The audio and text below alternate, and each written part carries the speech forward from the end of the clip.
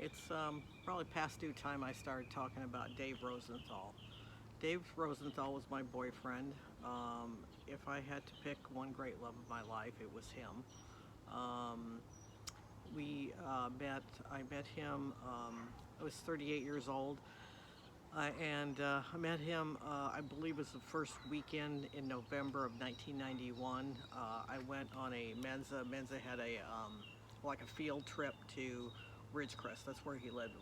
Ridgecrest. He worked for China Lake Naval Weapons Center there, and so there was like a little get together party thing on a Friday night, the beginning of the weekend. I spent the whole weekend there, and we went to the petroglyphs, which they have the China Lake petroglyphs are there, and that was actually the only time. I probably never get to see them again, but it's like that's where we went was the field trip revolved around that. But I actually, it's like I saw him, met him briefly at the party thing. He didn't stay the whole evening. He left, and but I remember talking to him briefly, and at that, and it's like, and there were a number of people there. And then the following morning, we went to the Petroglyphs. We met someplace.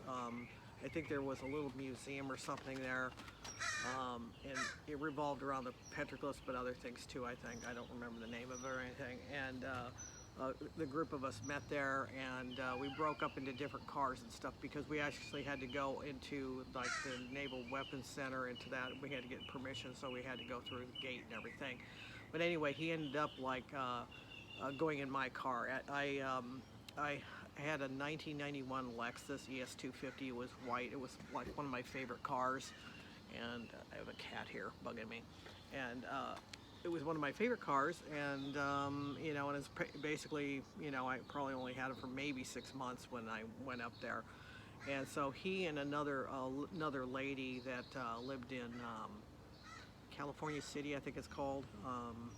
It's not too far afield from Ridgecrest. She was an older woman. She was sat in the back seat. Anyway, we drove out there to where the petroglyphs were.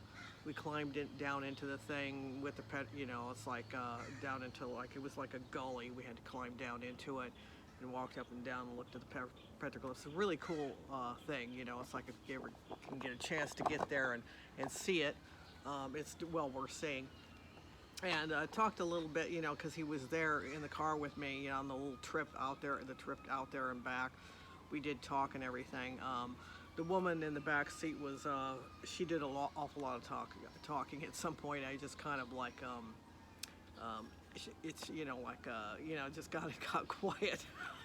Kind of got quiet because it's like she was saying I couldn't get it worded edgewise. And then it's like at that evening, I stayed overnight in a hotel. I got a hotel for a couple of nights, and like Saturday evening, after the whole thing went, and he gave me his phone number. He gave me his card with his phone number, his business card. I may still actually have it, that card. And I was bored half to death because it was just, it's like I'm not going to spend the whole evening because he said something about wanting to go to dinner or something. So I called him. So we went out to dinner. We went to a place called, it was called something like Two Ladies or something like that. I'll remember the name later, I guess.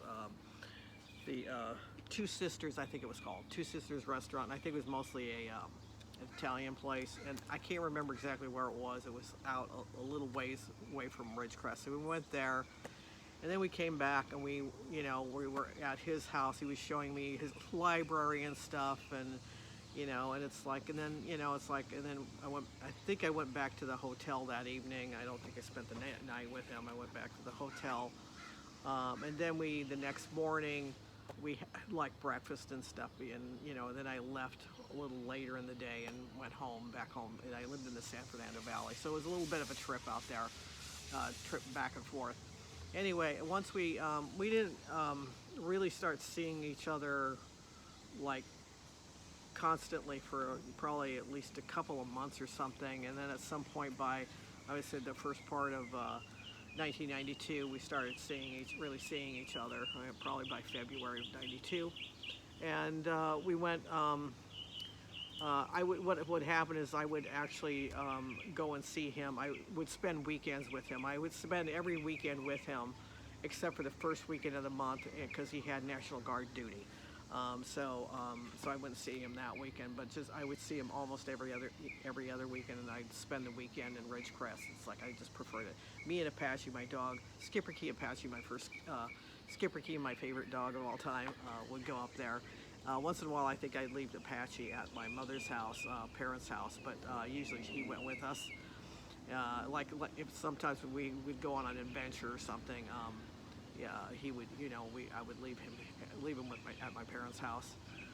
And it was kind of a schlep out there, it was a long drive. I think it was like, it's like you drive from the valley up to, I can't remember exactly how long it was, from the valley where I lived up to, like Palmdale and Lancaster, and then you keep going to like the city of Mojave, and then you make like a right turn, and then you go a ways, like a half an hour or something, into Ridgecrest. I always enjoyed the drive because I was driving my '91 Lexus, so I didn't complain. And then sometimes he would come down here, sometimes he would come down and spend like a weekend or something with me down in the valley and stuff.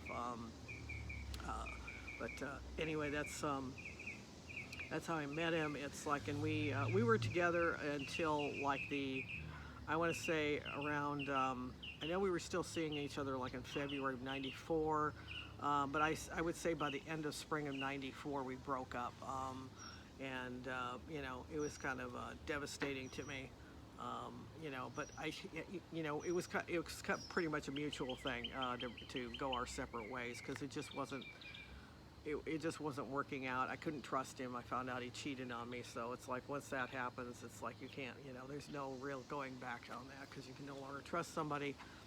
And we kept in touch after the breakup. What else is there? And it's like we didn't talk to each other every week or anything like that. It was just sporadic once in a great while. It's like I know in 1999 he won on a tour or something with the National Guard. And he got stationed out in a foreign country. I don't remember which one, so I didn't hear from him for like 9 months. Anyway, and I know that probably a couple years after we broke up, he married somebody else. So, but we still stayed in touch once in a while. I didn't hear from we didn't hear from each other, that often. I usually waited for him to, when he could like communicate or something. Usually it was by email. He would send me pictures once in a while.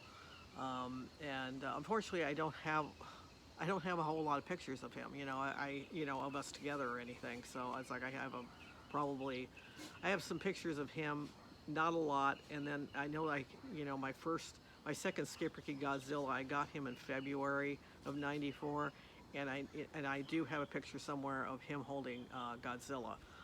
But other than that, I don't have a whole lot of pictures of him, and there's only one that I can think of where it's like the two of us together. And I know he did take pictures of me, we would go to ghost towns and so on, and so I know he took pictures of me there, on some of the trips, and he emailed them to me, a few of them to me. Like I said, we kept in touch and stuff, and it's like, it's very memorable time in my life, but we both, had to move on, and like I said, it's like I really, if I had to pick one guy, that was the love of my life, it was Dave. Also, I just want to mention, and I'll talk about it more later, this is going to be a series of videos because there's a lot to say about him. He was a helicopter pilot. He was a helicopter pilot in Vietnam, and then he continued, because he wanted to continue to fly a helicopter, he joined the National Guard, and so that's why he was like gone every, 1 weekend a month. First weekend of every month he would do his National Guard duty, and then come back and stuff. I'll talk about him later, a lot more later. Like I said, there's probably going to be several more videos because there was a lot of detail. We had a lot of adventures together, and I remember him fondly. He sadly died from cancer. He had a long battle with cancer, and he passed away in March of 2007. And I feel like I got kind of cheated. It's like, it's very sad and very hard for me. Even though I hadn't seen him in some time. it was to deal with his death, because I thought I thought we would keep in touch, for many years until we were like old, like till we were 80 years old or something. I thought we'd keep in touch for many years to come.